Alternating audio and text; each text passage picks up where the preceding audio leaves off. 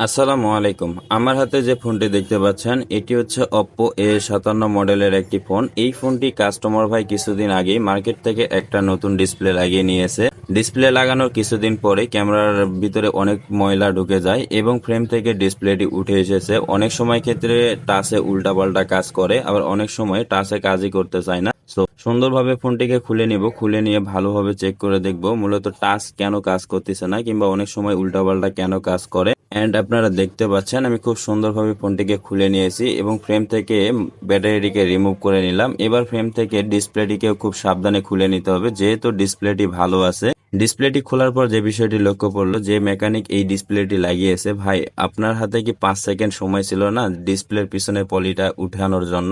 এই পলিটা না উঠিয়ে ডিসপ্লে ফিটিং করলে কিছুদিন বাদেই দেখা যাবে উল্টাপাল্টা কাজ করে, কারণ এটাতে গ্রাউন্ড লাইন থাকে। যে কারণে অবশ্যই চেষ্টা করবেন নতুন ডিসপ্লে ফিটিং করার আগে পিছনের যে পলি থাকে পলিগুলো উঠিয়ে দেওয়ার। আর নতুন আটা দিয়ে ফ্রেমের সঙ্গে লাগানোর পূর্বে একটা বিষয় খেয়াল রাখবেন, পুরাতন আটা যেন না থাকে এবং অ্যাকুরেট ভাবে ডিসপ্লেটি যেন ফিনিশিং হয়।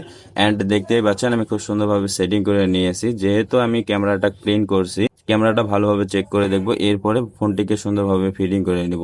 এখনো যারা নিয়মিত ভিডিওগুলি দেখেন বা চ্যানেলটিকে সাবস্ক্রাইব করেনি, অবশ্যই চ্যানেলটিকে সাবস্ক্রাইব করে ফেসবুক পেজটিকে ফলো দিয়ে দিবেন। এন্ড ভিডিওটি ভালো লাগলে শেয়ার করে দিবেন। ধন্যবাদ।